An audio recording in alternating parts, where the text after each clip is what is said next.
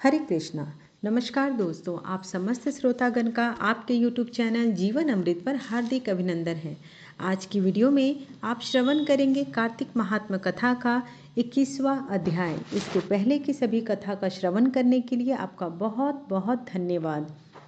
नारद जी बोले, इस प्रकार विष्णु के पार्षदों के वचन सुन धर्मदत्त ने विस्मित होकर दंडवत प्रणाम कर यह वचन कहा।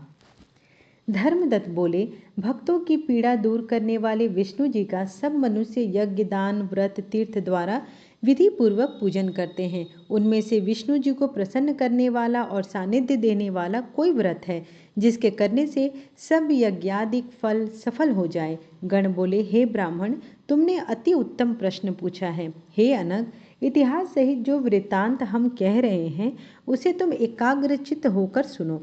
कांचीपुर में चोल नामक एक चक्रवर्ती राजा हो गए। इसी नाम से चोल देश प्रसिद्ध हुआ।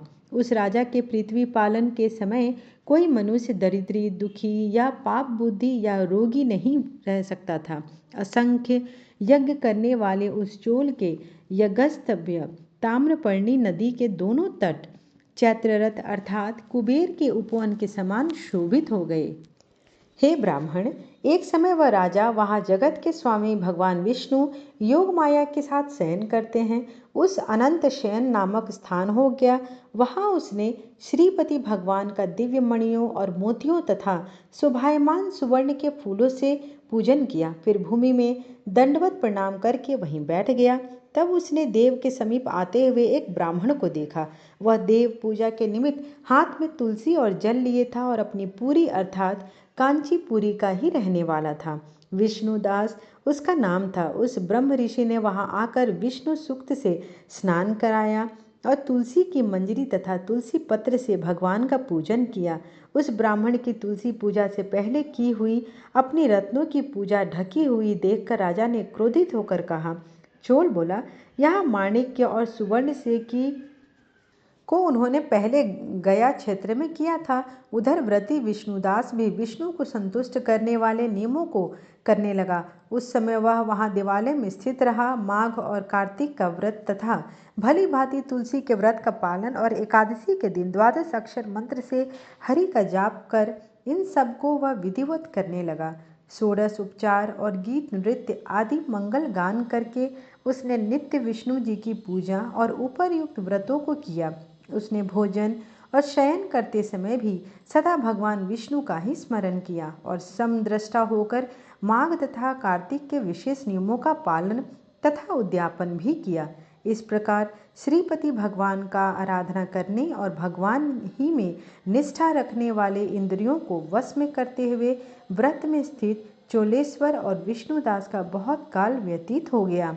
इस प्रकार कार्तिक महात्म कथा का 21वां अध्याय यहीं पर समाप्त हुआ। ओम जय जगदीश हरे स्वामी, जय जगदीश हरे। भक्त जनों के संकट, दास जनों के संकट क्षण में दूर करे। ओम जय जगदीश हरे। जो ध्यावे फल पावे, दुख बिन से मन का। सुख संपत्ति घर आवे, कष्ट मिटे तन का।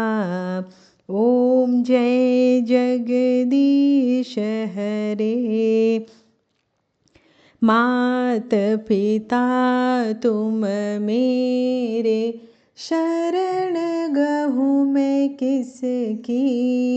तुम बिन और न दूजा, आस करूँ मैं जिसकी। ओम जय जगदीश हरे। तुम पूर्ण परमात्मा, तुम अंतर्यामी। पार ब्रह्म परमेश्वर, तुम सबके स्वामी। ॐ जय जगदीश हरे। तुम करुणा के सागर, तुम पालन करता, मैं मूरख खल कामी, कृपा करो भरता। ॐ जय जगदीश हरे। तुम हो एक अगोचर, सबके प्राणपति, किस विधि मिलूं दया मैं तुमको, मैं कुमति। ॐ जय जगदीश हरे।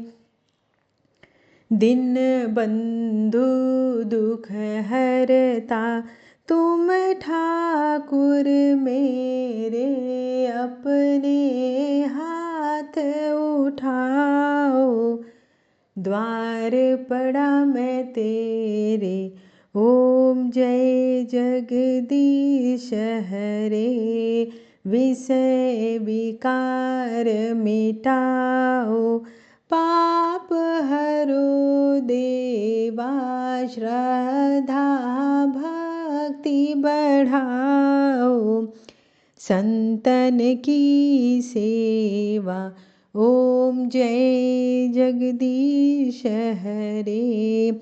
श्री जगदीश जी की आरती, जो कोई नर गावे, कहत शिवानंद स्वामी, सुख संपत्ति पावे।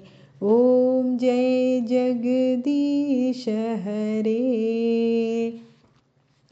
त्वमेव माता च पिता त्वमेव, त्वमेव बन्धु च सखा त्वमेव, त्वमेव विद्या द्रविणं त्वमेव, त्वमेव सर्वं मम देव देव।